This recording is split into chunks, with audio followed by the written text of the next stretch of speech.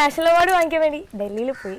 ആ ഒരു ഫീൽ നമുക്ക് വേണ്ടി ഷെയർ ചെയ്യാം. അത് ഒരു നടനെ സംബന്ധിച്ചിടത്തോളം ഒരു നടന് കിട്ടാവുന്ന ഏറ്റവും വലിയ പുരസ്കാരം തന്നെയാണ് നാഷണൽ അവാർഡ്. അത് കിട്ടിയതിന് അങ്ങേറ്റം ദൈവത്തിനോട് എല്ലാവരോടും പ്രേക്ഷകരോടാണ് പറയാനുള്ളത്. അതിനൊക്കെ നന്ദി. അത് എന്നും ഈ മനസ്സിലുണ്ടാവും, എന്നെ പ്രോത്സാഹിപ്പിച്ച് ഇതുവരെ എത്തിച്ചതിന്. പിന്നെ അവിടെ ചെന്നപ്പോൾ സ്റ്റേറ്റ് അവാർഡ്.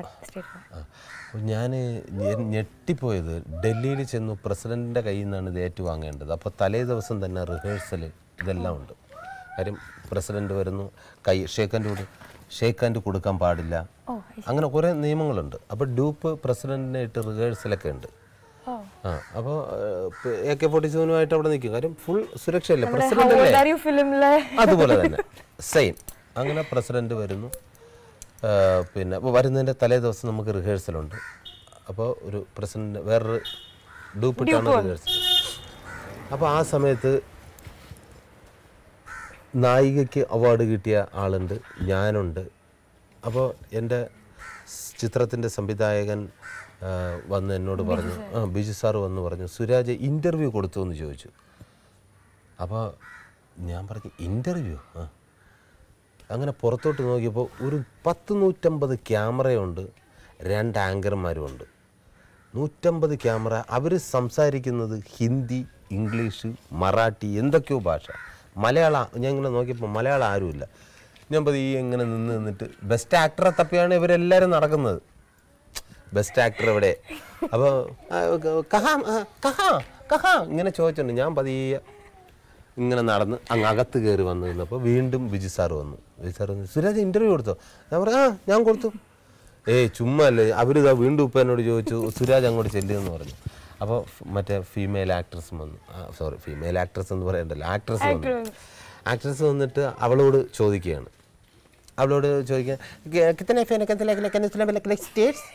ഉടനെ അവള്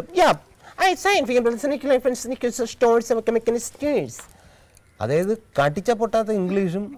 പിന്നെ ഇവരൊക്കെ UK ജനിച്ചാണോ എന്ന് ഞാൻ ഞെട്ടിപ്പോയി. അപ്പോൾ അടുത്ത ഊഴ എനിക്കാണ്.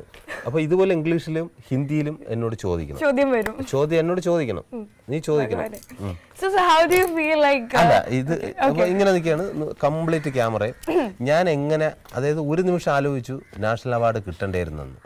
കാര്യം ഇത്രയും ചാനലുകളെ, ഈശ്വര ഇത് ഏത് നേരത്താന്തോ എനിക്കിത് കിട്ടിയത്, ദൈവമേ വേണ്ടായിരുന്നു, ഞാൻ ഇതെങ്ങനെ അഭിസംബോധന ചെയ്യും എന്ന് വെച്ചാൽ എനിക്ക് ഇംഗ്ലീഷ് നിർത്തി ചോദിച്ചു കഴിഞ്ഞാൽ എനിക്കറിയാം.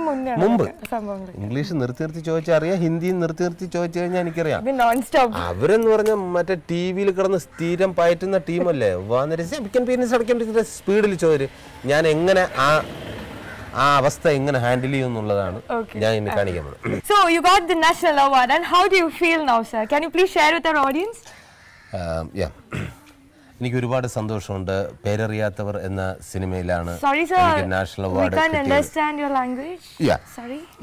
കൊല്ലത്തും പരിസര പ്രദേശത്തുമാണ് ഈ ചിത്രം ഷൂട്ടിങ്ങുമായിട്ട് ബന്ധപ്പെട്ട് ഞാൻ ഓക്കെ. ഇതിന്റെ സംവിധായകൻ എന്ന് പറയുന്ന ഡോക്ടർ ബിജു ആണ്. നമ്മുടെ കൊട്ടാരക്കരയിലെ അനിൽ ചേട്ടനാണ് അതിന്റെ പ്രൊഡ്യൂസർ.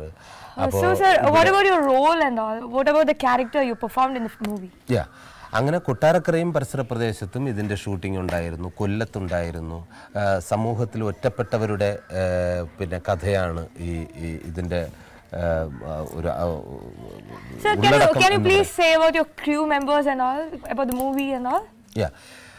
ഞാൻ മാത്രമല്ല, അതിൽ മലയാള സിനിമയിലെ ഒട്ടുമിക്ക താരങ്ങളും അതിൽ അഭിനയിച്ചിട്ടുണ്ട്.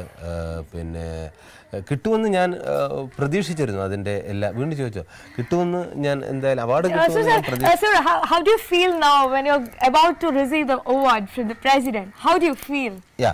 അപ്പോൾ വീട്ടിൽ നിന്ന് ഇപ്പോൾ അവാർഡ് വാങ്ങാനായിട്ട് എൻ്റെ അമ്മ വന്നിട്ടുണ്ട്, എൻ്റെ അച്ഛൻ. ഇല്ല, പിള്ളേരെ കൊണ്ടുവരാൻ മാത്രം പറ്റിയില്ല, ബാക്കി എല്ലാവരെയും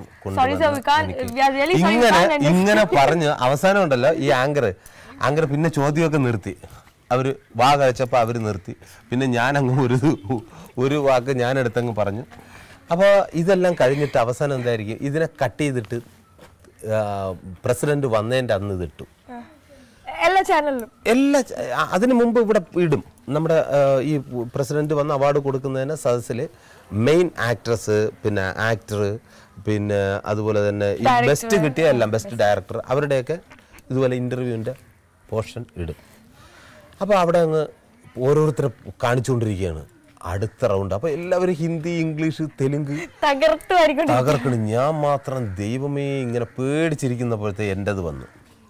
ആദ്യം ഹൗ യു ഫീൽ എന്നൊക്കെ ചോദിച്ചാൽ അതിന് ഞാൻ കറക്റ്റായിട്ട് ഞാനിങ്ങനെ പിന്നെ വെഞ്ഞാറമൂട്ടിലാണ് എൻ്റെ സ്ഥലം, പിന്നെ കൊല്ലത്തും പരിസര പ്രദേശങ്ങളിലാണ് ഷൂട്ടിങ്. അതിൻ്റെ ഡയറക്ടർ പിന്നെ ബിജു സാറിനും ഇതിനെല്ലാത്തിനും നന്ദിയൊക്കെ പറയുന്നു.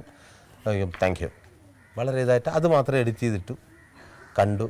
ഞാനിങ്ങനെ നാണിച്ചിരിക്കുകയാണ്. കാര്യം ദൈവമേ എല്ലാവരും അവരുടെ ഹിന്ദിയിലും ഇംഗ്ലീഷിലൊക്കെയാണ് പറഞ്ഞത്, ഞാൻ മാത്രം മലയാളത്തിൽ ഇങ്ങനെ വിചാരിച്ചുകൊണ്ടിരുന്നപ്പോൾ ഒരു കോട്ടും സ്യൂട്ടൊക്കെ ഇട്ട് ഒരാൾ വന്നിട്ട്, സുരാജ്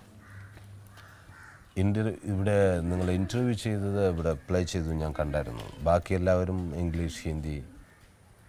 അപ്പോൾ ഞാൻ സോറി ഇങ്ങനെ പറയാൻ വന്നപ്പോൾ യു ആർ ഗ്രേറ്റ്. കാര്യം ഇത് വേണം, മലയാളത്തിൽ തന്നെ പറയണം. കാരണം നിങ്ങൾക്ക് കിട്ടിയത് മലയാളത്തിന് കിട്ടിയ അവാർഡാണ്. അപ്പോൾ നിങ്ങൾ മലയാളത്തിൽ സംസാരിക്കണം.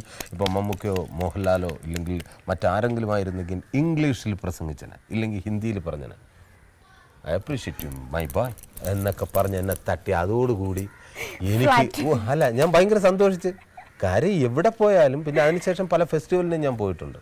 അപ്പോൾ അവിടെയൊക്കെ ചെല്ലുമ്പോൾ ഇപ്പോൾ ചൈനക്കാരൻ വരുന്നെങ്കിൽ അവൻ ചൈനയിലെ അവരുടെ സ്ലാങ്ങിലെ സംസാരിക്കും. അത് ഉറുദു ആയാലും കന്നഡ ആയാലും ഹിന്ദിക്കാരും. ചില ആൾക്കാർ മാത്രമേ ഇംഗ്ലീഷിലോ ഇതിലൊക്കെ സംസാരിക്കാറുള്ളൂ. അത് ആരാണ് ആ വ്യക്തിത്വം വന്ന് വ്യക്തിത്വമല്ല, അതായത് നമുക്ക് അപ്രീഷിയേറ്റ് ചെയ്തില്ലേ? അത് ഇതുമായിട്ട് ബന്ധപ്പെട്ട അവിടുത്തെ ഒരു മലയാളിയാണ്, ഡൽഹി മലയാളി.